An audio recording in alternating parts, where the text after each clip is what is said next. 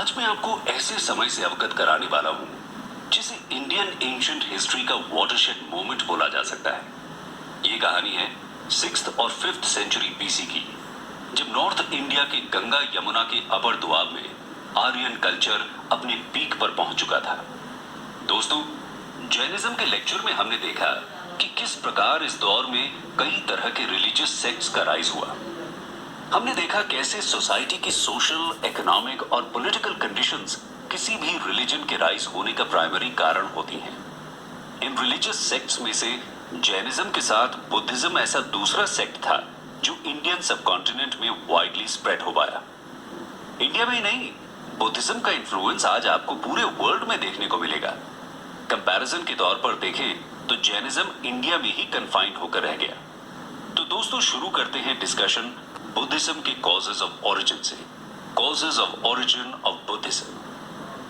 दोस्तों, क्योंकि बुद्धिज्म और जैनिज्म लगभग एक ही समय पर राइज हुए, इसलिए दोनों के ओरिजिन के कॉजेज भी सेम ही थे।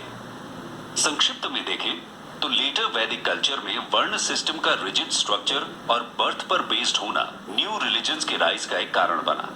दूसरा और सबसे मेन कॉज था मिड गैंजेटिक प्लेन्स में wide spread agriculture based economy का राइज होना। तीसरा, कॉइन्स के यूज से ट्रेड और कॉमर्स बढ़ा, जिससे वैश्यास का सोसाइटी में इंपॉर्टेंस बढ़ता गया और वो अपनी सोशल स्टेटस बढ़ाने के लिए नए रिलीजन्स की ओर आकर्षित हुए। और फाइनली, सोसाइटी के कंजर्वेटिव लोग पुरानी लाइफस्टाइल की मांग करने लगे। दोस्तों, इन सभी पॉइंट्स को आप डिटेल में जैनिज्म के वीडियो से कवर कर सकते हैं। आइए अब हम बात करेंगे बुद्धिज्म के फाउंडर गौतम बुद्ध के बारे में। गौतम बुद्ध महावीर के कंटेम्पररी थे। उन्हें सिद्धार्थ और शाक्य मुनि के नामों से भी जाना जाता है। एक ट्रेडिशन के अनुसार उनका बर्थ 567 बीसी में एक शाक्य क्षत्रिय फैमिली में कपिलवस्तु के पास लुम्बिनी में हुआ, जो कि नेपाल में है। ये जगह आज यूपी के बस्ती डिस्ट्रिक्ट से कुछ ही दूरी पर है। गौतम बुद्ध के फादर शुद्धोदन कपिलवस्तु के एक इलेक्टेड लीडर माने जाते हैं, जो शाक्य क्लैन के हेड थे। उनकी मदर माया देवी कोशलान डायनेस्टी की एक प्रिंसेस थी। इससे ये साफ है कि बुद्ध एक नोबल फैमिली से बिलोंग करते थे और एक रिपब्लिक स्टेट में रहने के कारण इगैलिटेरियन बिलीफ्स यानी समान अधिकारवादी थे। बचपन से ही उनका मेडिटेशन से बड़ा लगाव था। उनकी मैरिज अर्ली एज में ही हो गई थी, लेकिन उन्हें कभी मैरिड लाइफ में इंटरेस्ट नहीं रहा। यहाँ पर 4 साइट्स के फेमस इंसिडेंट का जिक्र आता है। बचपन की एक भविष्यवाणी में कहा गया कि सिद्धार्थ या तो बुद्ध बनेंगे या फिर एक ग्रेट किंग। अब उनके फादर ने उनको ग्रेट किंग बनने की मंशा रखते हुए उन्हें पैलेस की लग्जरी में बंद करके रखा। 29 साल की एज में जब पहली बार वो अपनी पैलेस से बाहर निकले तो उन्हें 4 सीन्स दिखाई दिए। पहले, उन्हें एक ओल्ड पर्सन दिखाई दिया जिसने उन्हें एजिंग के कॉन्सिक्वेंसेस से अवगत कराया। दूसरे सीन में उन्हें एक सिक पर्सन मिला जिसको कोई डिजीज थी। उसने ये बताया कि सारे ह्यूमन बींग्स को डिजीज और पेन होना निश्चित है। तीसरे सीन में उन्हें एक डेड बॉडी दिखाई दी। उनके चैरिटियर ने उन्हें बताया कि डेथ को रोकना इंसान के लिए नामुमकिन है। चौथा सीन एक एसेटिक यानी तपस्वी का था, जिसने अपने आप को ह्यूमन सफरिंग सर्च करने में डिवोट किया हुआ था। इन 4 साइट्स के बाद ही उन्हें ह्यूमन सफरिंग को खत्म करने और रीबर्थ की साइकिल से फ्री होने की प्रेरणा मिली। 29 साल की एज में ही उन्होंने अपने घर का त्याग कर दिया। समाज के लोगों में फैली मिजरी से वो काफी इन्फ्लुएंस्ड थे और उसका सॉल्यूशन ढूंढना चाहते थे। 7 साल तक वो एक जगह से दूसरी जगह भ्रमण करते रहे और 35 साल की एज में उन्होंने एक पीपल ट्री के नीचे एनलाइटनमेंट को पाया। इसी कारण से जगह का नाम बोध गया पड़ा, जो कि आज बिहार में है। इसी के बाद उनको द एनलाइटेंड वन यानी बुद्ध कहा जाने लगा। अपनी इस लंबी जर्नी में उन्होंने लोगों से अपने आइडियाज शेयर करना चालू किया, जिसे सर्मन कहते हैं। पहला सर्मन उन्होंने सारनाथ बनारस में दिया। उनकी फिजिक काफी स्ट्रांग थी, जिसके कारण वो एक दिन में ही काफी लंबी जर्नी कर पाते थे। सिर्फ बारिश के सीजन को छोड़कर वो लगातार घूमते रहते, मेडिटेट करते और प्रीच करते रहते थे। करते और प्रीच करते रहते थे। 40 साल तक यही सिलसिला चलता रहा। इस दौरान उन्हें दूसरे सेक्ट्स के सपोर्टर्स जैसे ब्राह्मण्स भी मिले, जिनको उन्होंने आसानी से डिबेट्स में डिफीट किया। उनकी मिशनरी एक्टिविटीज ने कभी भी रिच और पुअर, हाई और लो, मैन और वुमन में डिस्क्रिमिनेट नहीं किया, जो उनके इगैलिटेरियन बिलीफ्स का एक एग्जाम्पल है। 487 बीसी में कुशीनगर में 80 साल की उम्र में उनकी डेथ हो गई। ये जगह आज ईस्टर्न यूपी के देवरिया डिस्ट्रिक्ट की कसिया नाम के विलेज में है। यहां यह जानना जरूरी है कि 6th सेंचुरी बीसी में बुद्ध के एग्जिस्टेंस का कोई आर्कियोलॉजिकल एविडेंस अभी तक नहीं मिला है। कौशांबी, श्रावस्ती, वाराणसी, वैशाली और राजगृह जैसी सिटीज जिनमें बुद्ध की प्रेजेंस का दावा किया जाता है, वो सभी 5th सेंचुरी बीसी के बाद ही अर्बनाइज हो पाई। दोस्तों, आगे बढ़ते हैं और बात करते हैं बुद्धिज्म की डॉक्ट्रिन्स की। Doctrines of Buddhism. Gautam Buddha वास्तव में एक प्रैक्टिकल रिफॉर्मर थे, जिन्होंने उस समय की सोसाइटी की रियलिटीज को एक्सेप्ट किया और उसके खिलाफ लड़ाई लड़ी। उन्होंने खुद को समाज की सामान्य समस्याओं से जोड़ा, जो लोग डेली लाइफ में सफर कर रहे थे। उनका यह मानना था कि वर्ल्ड सौरो यानी कि शोक से भरा हुआ है और लोगों की सफरिंग का मेन कारण उनके डिजायर्स हैं।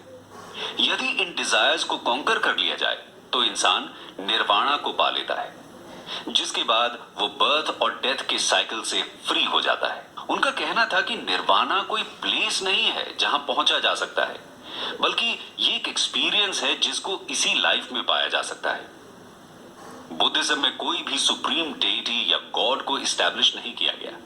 बुद्ध ने ह्यूमन मिजरी को एलिमिनेट करने के लिए 8 फोल्ड पाथ यानी अष्टांगिका मार्ग को रेकमेंड किया। 3rd सेंचुरी बीसी के एक टेक्स्ट में इस बात का मेंशन किया गया है। इस 8 फोल्ड पाथ में इंक्लूडेड है राइट ऑब्जर्वेशन यानी सम्यक दृष्टि, राइट डिटर्मिनेशन यानी सम्यक संकल्प, राइट स्पीच यानी सम्यक वाणी, राइट एक्शन यानी सम्यक कर्मांत, राइट लाइवलीहुड यानी सम्यक आजीविका, राइट एफर्ट यानी सम्यक व्यायाम, राइट अवेयरनेस यानी सम्यक स्मृति और राइट कंसर्न यानी सम्यक समाधि। बुद्ध के अनुसार यदि मनुष्य इस 8 फोल्ड पाथ को फॉलो करेगा तो वो अपने आप को रिचुअल्स को फॉलो करने की नेसेसिटीज से दूर रख पाएगा और निर्वाणा की ओर अग्रसर हो पाएगा, और ऐसा करके वो अपने फाइनल डेस्टिनेशन को पाने में सक्सेसफुल हो पाएगा। बुद्ध की सबसे इंपॉर्टेंट फिलॉसफीज में से एक थी मिडिल पाथ। इसके हिसाब से इंसान को लग्जरी और ऑस्टेरिटी यानी तपस्वी जीवन के बीच में रहने के उपदेश दिए। दोनों ही चीजें एक्सेस में नहीं होनी चाहिए। यही फिलॉसफी बुद्ध को महावीर से अलग बनाती है, जहां महावीर ने स्ट्रिक्ट ऑस्टेरिटी को फॉलो करने को कहा। बुद्ध ने अपने फॉलोअर्स के लिए एक कोड ऑफ कॉन्डक्ट भी बनाया। उसके प्रिंसिपल टेनेट्स कुछ इस प्रकार थे। डू नॉट कमिट वायलेंस यानी हिंसा मत करो, do not covet the property of others यानी दूसरों की संपत्ति की कामना मत करो, डू नॉट यूज इंटॉक्सिकेंट्स यानी मादक द्रव्यों का प्रयोग मत करो, डू नॉट टेल अ लाई यानी झूठ मत बोलो, do not indulge in sexual misconduct and adultery यानी व्यभिचार से दूर रहे। आप देखेंगे कि ये टीचिंग्स हमें जैनिज्म में और बाकी सभी रिलीजन्स में भी देखने को मिलती हैं। बुद्ध के अनुसार हर इंसान खुद ही अपनी हैप्पीनेस के लिए रिस्पॉन्सिबल होता है। ये फीचर बुद्धिज्म के इंडिविजुअलिस्टिक कंपोनेंट को दर्शाता है। दोस्तों, जैनिज्म और बुद्धिज्म इसी दौर में राइज हुए, तो एक नजर डालते हैं दोनों के डॉक्ट्रिन्स के डिफरेंसेस में। Comparison with Jainism. Buddhism cycle of birth and death में बिलीव करता है, जो कि सिर्फ निर्वाणा यानी एनलाइटनमेंट से ब्रेक हो सकता है, जबकि जैनिज्म इंसान के गुड और बैड डीड्स के हिसाब से चलता रहेगा जब तक लिबरेशन अचीव नहीं होता। बुद्धिज्म में सिन को डिफाइन नहीं किया गया है, जबकि जैनिज्म में दूसरों को हार्म पहुंचाना सिन बताया गया है। बुद्धिस्ट टीचिंग के अनुसार लाइफ को सफरिंग बताया गया है, जो डिजायर्स के कारण उत्पन्न होती हैं। 8 फोल्ड पाथ को फॉलो करके इंसान इससे बच सकता है। जैनिज्म सभी लिविंग बींग्स की रिस्पेक्ट पर स्ट्रेस करता है और लिबरेशन का माध्यम 5 वाउज बताए गए हैं। बुद्धिज्म के 2 मेन सेक्ट्स हैं, महायान और हीनयान, जैनिज्म के दो मेन सेक्ट्स हैं, श्वेतांबरस एंड दिगंबरस। दोस्तों, आगे बढ़ते हैं और देखते हैं बुद्धिज्म के फीचर्स, और ये भी देखेंगे कि किस तरह बुद्धिज्म का स्प्रेड हुआ। Features of Buddhism and causes of its spread. Buddhism ने गॉड और सोल के एग्जिस्टेंस को डिनाई किया, और ये फीचर इंडियन रिलीजन्स की हिस्ट्री में एक रेवोल्यूशन की तरह देखा जा सकता है। बुद्धिज्म ने वर्ण सिस्टम को अटैक किया, जिसके कारण वो लोअर स्ट्रेटा के लोगों से अटैच हो पाया। इसमें शुरुआती दौर में किसी भी तरह के फिलोसॉफिकल डिस्कशन को इनकरेज नहीं किया गया, जिसके चलते आम आदमी इससे अट्रैक्ट हुए। ब्राह्मणिज्म के कंपैरिजन में बुद्धिज्म लिबरल और डेमोक्रेटिक रिलीजन के तौर पर उभर कर आया। बुद्धिज्म ने पर्टिकुलरली नॉन वैदिक एरियाज के लोगों को अपील किया। बुद्ध की पर्सनालिटी और उनकी प्रीचिंग के मेथड्स के कारण बुद्धिज्म का स्प्रेड काफी तेजी से हुआ। उन्होंने ईवल को गुडनेस से और हेट्रेड को लव से फाइट करने की बात कही। विट और प्रेजेंस ऑफ माइंड से उन्होंने अपने ओपोनेंट्स को टैकल किया। पाली लैंग्वेज, जो कि प्राकृत लैंग्वेज का एक टाइप है, उसने कॉमन लोगों के बीच बुद्धिज्म के स्प्रेड में कंट्रीब्यूट किया। और बुद्ध ने रिलीजियस ऑर्डर यानी संघ को ऑर्गेनाइज किया, जो हर तरह की कास्ट, क्रीड और सेक्स के लोगों के लिए खुला था। इन बुद्धिस्ट ऑर्डर्स यानी संघ में वुमेन को भी मेन के बराबर का अधिकार मिला। स्लेव्स केवल अपने मास्टर्स की परमिशन के बाद ही ज्वाइन कर सकते थे। संघ को ज्वाइन करने के लिए कॉन्टिनेंस यानी संयम, पॉवर्टी और फेथ होना जरूरी था। तो ओवरऑल अगर देखा जाए तो बुद्धिज्म के तीन प्रिंसिपल एलिमेंट्स थे, बुद्ध, धम्म और संघ। ऑर्गेनाइज्ड प्रीचिंग और संघ की मदद से बुद्धिज्म बहुत तेजी से प्रोग्रेस करने लगा। मगध, कौशाल और कौशांबी जैसे कई रिपब्लिकन स्टेट्स के रूलर्स और वहां के लोगों ने बुद्धिज्म को अपनाया। बुद्ध की डेथ के 200 साल बाद अशोक ने बुद्धिज्म को एम्ब्रेस किया। अशोक ने अपनी मिशनरी एक्टिविटीज से बुद्धिज्म को सेंट्रल एशिया, वेस्ट एशिया और श्रीलंका तक पहुंचाया और बुद्धिज्म को एक वर्ल्ड रिलीजन बना दिया। बुद्धिज्म का ओरिजिन जरूर इंडिया में रहा, पर यह इंडिया से डिसअपियर हो गया, लेकिन south Asian, south east Asian और ईस्ट एशियन कंट्रीज में फॉलो किया जाता है। दोस्तों, गौतम बुद्ध की डेथ के बाद उनकी टीचिंग्स को कंपाइल करने के लिए एक काउंसिल का गठन किया गया। आगे चलकर टोटल 4 काउंसिल्स बुद्धिज्म में हुई। इन काउंसिल्स पर एक नजर डालते हैं। Buddhist councils. First council king Ajatashatru के पेट्रोनेज में 483 बीसी में हुई। मंक महाकश्यप ने इसको प्रिसाइड किया। राजगृह के सत्यपानी केव में यह काउंसिल हुई। बुद्ध की टीचिंग्स यानी सुत्त को प्रिजर्व करने और डिसाइपल्स के रूल्स बनाने के लिए यह काउंसिल हुई। इसी काउंसिल में बुद्ध की टीचिंग्स को 3 पिटकास में डिवाइड किया गया। सेकंड काउंसिल किंग कालाशोका के पेट्रोनेज में वैशाली में 383 बीसी में हुई। इसको सबाकमी ने प्रिसाइड किया। थर्ड काउंसिल किंग अशोका के पेट्रोनेज में 250 बीसी में पाटलिपुत्र में हुई। मोगलीपुत्र तिस्सा ने इसको प्रिसाइड किया। फोर्थ काउंसिल कुषाण टेंपल के किंग कनिष्क के पेट्रोनेज में 72 एडी में कुंडल वन कश्मीर में आयोजित की गई। वासुमित्र ने इसको प्रिसाइड किया।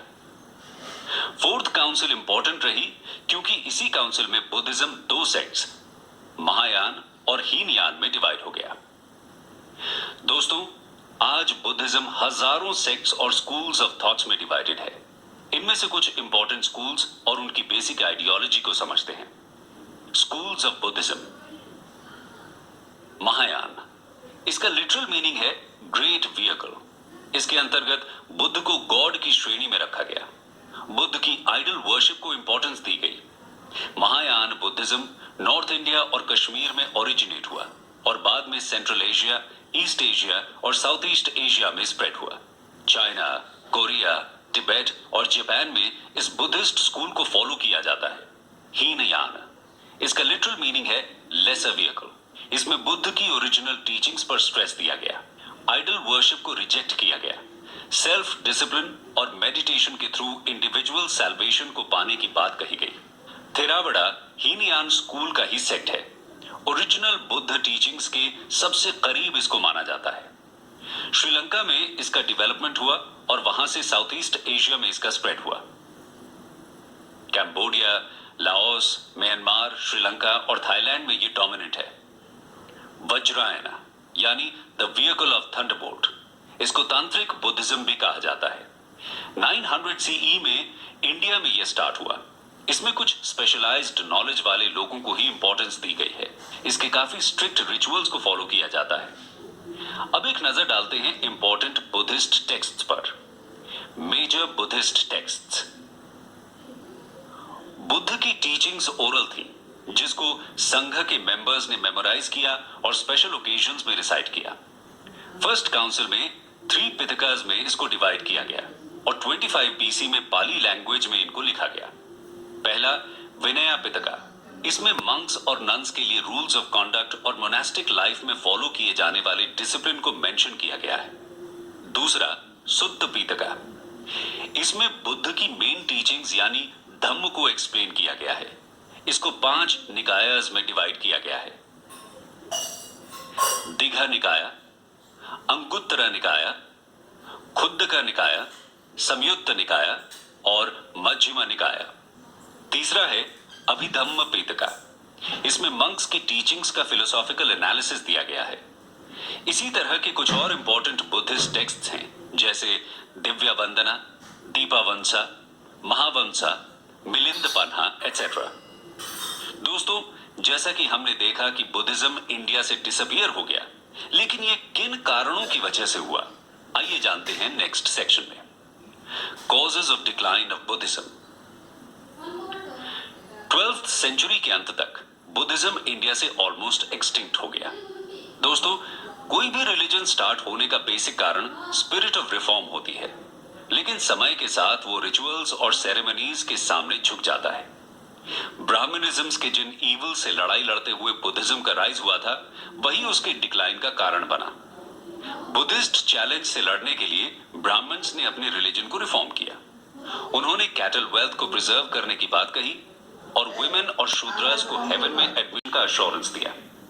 बुद्धिस्ट मंक्स धीरे धीरे मेन स्ट्रीम लोगों से कट ऑफ होते चले गए। उन्होंने कॉमन पीपल की लैंग्वेज यानी पाली को अबैंडन कर दिया और संस्कृत को अपना लिया, जो कि इंटेलेक्चुअल्स की लैंग्वेज थी। फर्स्ट सेंचुरी के बाद से ही मंक्स ने आइडल वर्शिप प्रैक्टिस करना चालू कर दिया। रिच ऑफरिंग्स और रॉयल ग्रांट्स के चलते बुद्धिस्ट मॉनेस्ट्रीज के मंक्स की लाइफ इजी हो गई। कुछ मॉनेस्ट्रीज जैसे नालंदा ने करीब 200 विलेजेस से रेवेन्यू कलेक्ट करना चालू कर दिया।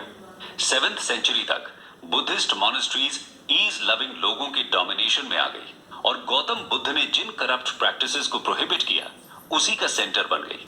इस नए तरह के बुद्धिज्म को वज्रायना बोला गया। ब्राह्मण रूलर पुष्यमित्र शुंग ने बुद्धिस्ट्स को परसिक्यूट किया। इसी तरह के कई इंस्टेंसेस हमें हिस्ट्री में देखने को मिलते हैं। हुन किंग मिहिर कुल ने हंड्रेड्स ऑफ बुद्धिस्ट्स को मार दिया।